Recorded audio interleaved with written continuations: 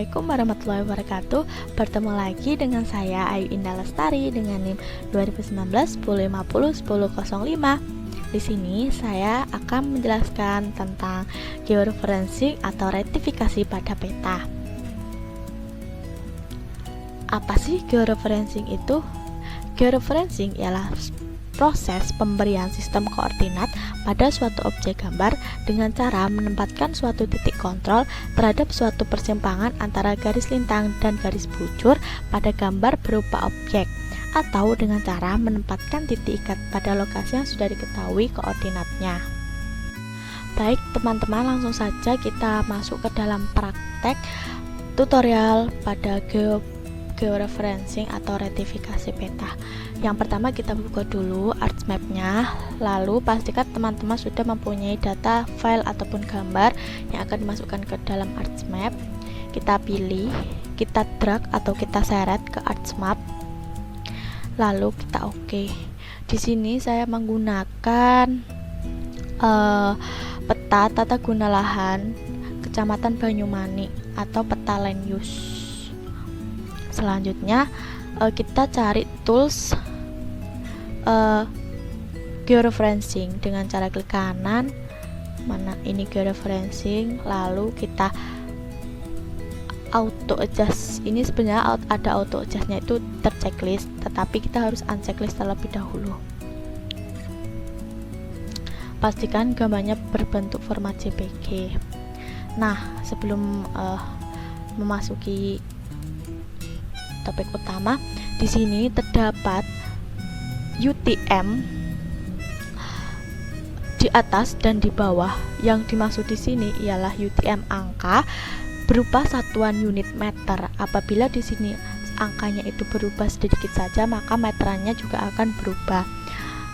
Angka di atas ini atau UTM di atas ini berfungsi sebagai X, dan di samping ini berfungsi sebagai titik koordinat Y. Nah, dalam georeferencing ini kita membutuhkan koordinat X dan Y untuk dimasukkan ke dalam proses rektifikasinya. Langsung saja kita klik add add control point, lalu kita zoom semaksimal mungkin seterlihat teman-teman semua, karena ketepatan pada proses ini tuh sangat mempengaruhi hasil. Oh ya, upayakan teman-teman harus mengetahui atau menghafalkan X dan Y yang akan dipoinkan. Ini saya menggunakan ini. Kita tepatkan, kita zoom.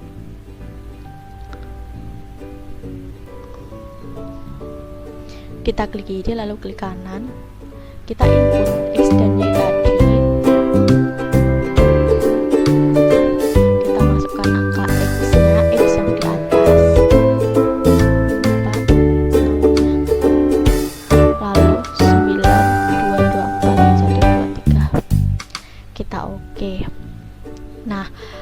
Untuk titik kontrol poinnya itu teman-teman jangan menggunakan hanya satu maupun dua, dikarenakan pada gambar peta ini itu berpotensi atau bisa saja terbalik atau bergeser. Minimal penggunaan titik kontrol poinnya itu 3, 4 juga boleh, tetapi saya di sini akan menggunakan 3 saja. Perlu diingat ya teman-teman, tidak boleh satu ataupun dua, karena nanti berpotensi untuk berubah. Kita cancel. Nah, saya akan memilih di sini, kita zoom. Jangan lupa dihafalkan X-nya ini dan Y-nya ini. Saya akan mengambil titik kontrol poinnya di sini. Kita zoom, kita tepatkan. Kita klik kiri, klik kanan, sama seperti tadi. Inputkan data X dan Y nya. X nya 4403 kali. Oh, kurang 1. Lalu Y nya 921403 kali. Kita oke, berpindah. Saya menggunakan 4 titik kontrol. Terlalu zoom.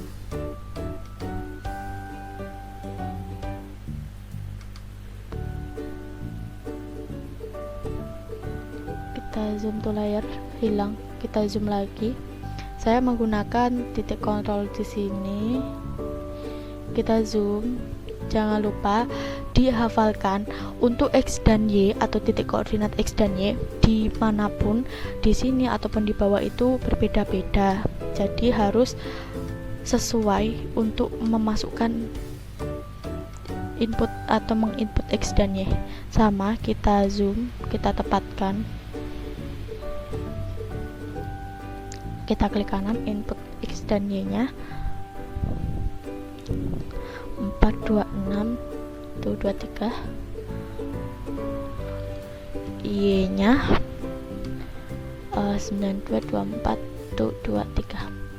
Lalu kalau sudah kita oke, kita perkecil seperti semula dengan bantuan toolpen kalau teman-teman kesusahan biar tidak berubah. Nah, kan ini sudah berubah menjadi hijau. Langkah selanjutnya itu kita kunci atau kita rubah agar menjadi merah. Jadi peta ini akan ketahuan apakah ini sudah tepat atau belum. Langkah pertamanya yaitu dengan cara georeferencing, checklist atau centang auto adjust. Nah, kok menghilang? Nah, ini bukan menghilang teman-teman, tapi masih ada. Hanya saja ini itu tersimpan pada view link table di sini. Langsung saja kita ini contoh land use ini, kita klik kanan lalu zoom to layer. Nah, warna hijau tadi sudah terkunci menjadi warna merah di sini. Artinya gambar ini sudah tepat untuk pemasukan input X dan Y-nya. Tetapi belum selesai begitu saja. Selanjutnya kita rubah warna merah ini atau kita sembunyikan lah intinya menjadi hilang dengan cara to georeferencing, diklik lalu update georeferencing. Nah, secara otomatis warna merah tadi akan menghilang. Selanjutnya kita cek apakah koordinat X dan yang kita masukkan tadi sudah sesuai pada poin yang dibuat. Caranya kita melihat di pojok kanan bawah terdapat angka yang berubah-ubah. Ini bisa dicek dengan cara kita taruh saja di sini. Nah, kan itu sudah berubah menjadi 44001 sekian dan 9224026 sekian. Ini sudah sama dengan X dan Y yang kita masukkan, tetapi memang sedikit berbeda dengan koma yang dihasilkan, tetapi sebenarnya itu sama saja. Oke, selanjutnya kita cek di view link table. Kita cek berapa RMS yang kita hasilkan. Nah, RMS error yang kita hasilkan itu adalah 1,2. Informasi untuk teman-teman semuanya, bahwasanya itu RMS error yang tepat ataupun yang baik itu di bawah 1 atau mendekati 1. Apabila di atas 1, itu sebenarnya tidak apa-apa macam-macam, tetapi alangkah baiknya tidak terlalu banyak RMS error forwardnya. Kita beralih di bawah ada transformation atau transformasi. Nah, kita klik di sini. Nah, di sini tuh ada 4 kategori yang berbeda. Apa itu? Nanti saya jelaskan setelah ini. Untuk tutorial georeferencingnya atau rektifikasinya itu sudah selesai. Selanjutnya kita berpindah ke pengertian atau penjelasan tentang transformation dari georeferencing. Nah, ini yang saya maksud tentang transformation tadi. Saya langsung akan menjelaskan. Yang pertama yaitu ada zero order polynomial, 2 first order polynomial, 3 similarity polynomial, 4 projective transformation, dan yang terakhir yaitu adalah adjust. Langsung ke penjelasannya. Yang pertama yaitu ada zero order polynomial atau polynomial order 0. Ini biasanya digunakan untuk menggeser data yang telah dibuat dan biasanya digunakan ketika data yang sudah memiliki georeferensi, tapi perubahannya sangat kecil. Lebih baik untuk mengatur data. Hanya satu titik kontrol yang digunakan untuk melakukan pergeseran polinomial order 0 ini. Selanjutnya, transformasi polinomial atau orde pertama biasanya digunakan untuk melakukan georeferensi pada gambar.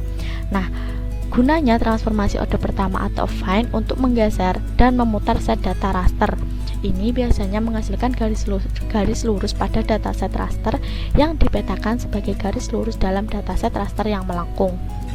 Ketiga, similarity polinomial ialah transformasi orde 1 yang berusaha mempertahankan bentuk raster aslinya. Di sini, kesalahan RMS errornya itu cenderung lebih tinggi daripada transformasi yang lainnya, karena pelestariannya itu lebih penting daripada kesesuaian terbaik.